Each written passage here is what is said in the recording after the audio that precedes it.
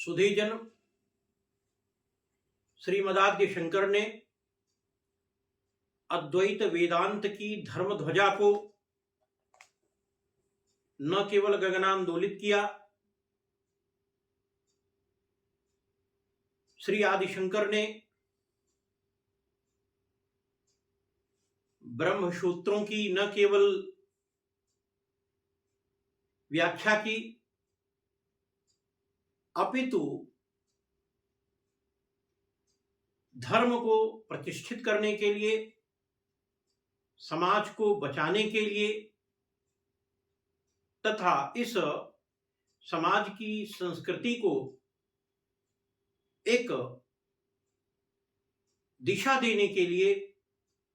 जिन स्तोत्र रत्नों का सृजन किया है, उसमें निश्चयेन सौंदर्य लहरी अपना अप्रतिम स्थान रखता है। सज्जनों, आज मैं सौंदर्य लहरी के जिस 60वें श्लोक को आपके समक्ष प्रस्तुत करने का बालसुलभ प्रयास कर रहा हूं, उस श्लोक में आदि गुरु शंकर ने मां वीणापाणी सरस्वती की सूक्तियों का मानस पटल पर पड़ने वाला जो प्रभाव है, उसको अभिव्यंजित किया है।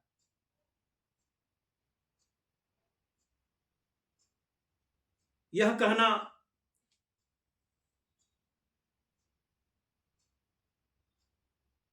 अतिरंजनापूर्ण नहीं होगा कि श्रीमदाद्य शंकर जी ने इस सौंदर्य लहरी में जिन श्लोकों का प्रणयन किया है, वे प्रत्येक श्लोक अपने आप में महामंत्र हैं, अपने आप में जीवन को सुरभित करने वाले मंत्र हैं, कल्याणकारक मंत्र हैं, किंवा जगत उद्धार करने वाले मंत्र हैं। इन श्लोकों में शाब्दिक अथवा लाक्षणिक चमत्कार का प्रदर्शन करना श्रीमदाद्य शंकर का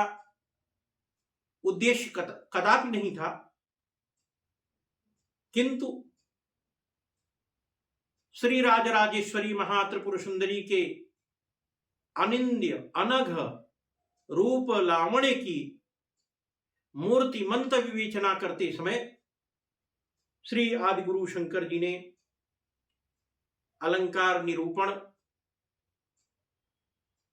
रस निष्पत्ति आदि को ध्यान में रखा हो अथवा न रखा हो, किंतु प्रत्येक श्लोकों में यह कल कल कल्लोलवंतिनी गंगधारा की भांति निनादित होता है, प्रस्रवित होता है। और श्लोकों में अनुप्रास, यमक, रूपक, उत्प्रेक्षा, उपमा, अतिशयोक्ति, ब्याज स्तुति जैसे विविध अलंकारों का निदर्शन भी होता है। आज मैं उसी सौंदर्य लहरी के 60वें श्लोक को आपके समक्ष परोसने जा रहा हूं। उस श्लोक में भी जिन अलंकारों का निदर्शन हुआ है, वस्तुतः वह शंकराचार्य जी की अप्रतिम लेखनी कंडूयन के कारण प्रस्फुटित वाग वैदग्ध्य के कारण परिलक्षित होता है। सरस्वत्याः सूक्ति रमृतलहरी कौशलहरिः पिबन्त्याः शर्वाणि श्रवणचुलुकाभ्याम विरलम् चमत्कारश्लाघा चलितशिरसः कुण्डलगणो झणत्कारैस्तारैः प्रतिवचनमाचष्ट इव ते। सुधीजन, इस 60वें श्लोक का जो तात्विक विमर्श है वह यह है कि हे शर्वाणि अर्थात श्री राजराजेश्वरी, हिमाद्रि तनये, अमृत लहरी अर्थात ब्रह्मामृत के कौशल को हर लेने वाली सरस्वती की सूक्तियों को अपने कान रूपी चुलूकों से जब आप निरंतर पी रही होती हो तो उस समय शिव के चमत्कारों की प्रशंसा के श्रवण से झूमते हुए मस्तक के कारण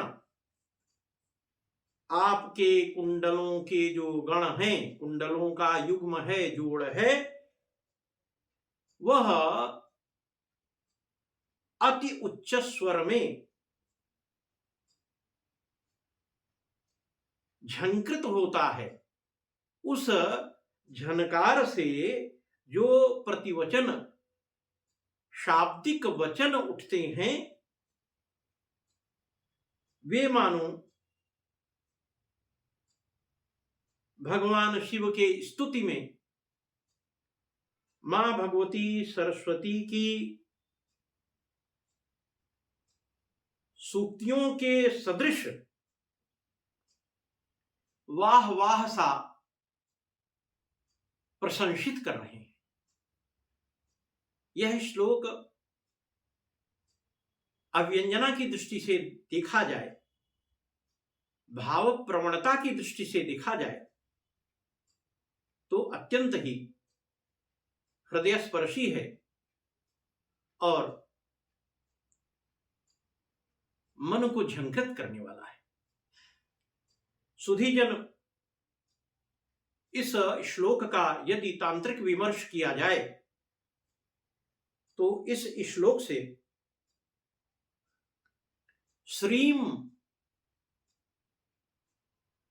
बीजाक्षर मंत्र निगमित होता है जो एक त्रिकोण में अभिलिखित होता है। यदि इस त्रिकोण में स्थित, मध्य भाग में स्थित श्रीम बीजाक्षर मंत्र को स्वर्णपत्र पर अभिलिखित कराकर कोई भी साधक, कोई भी भक्त इसे धारण करे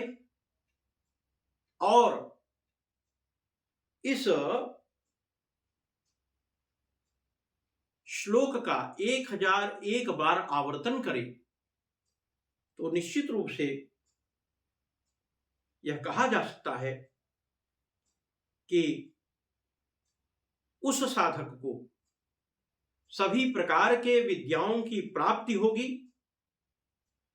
वाणी की सिद्धि होगी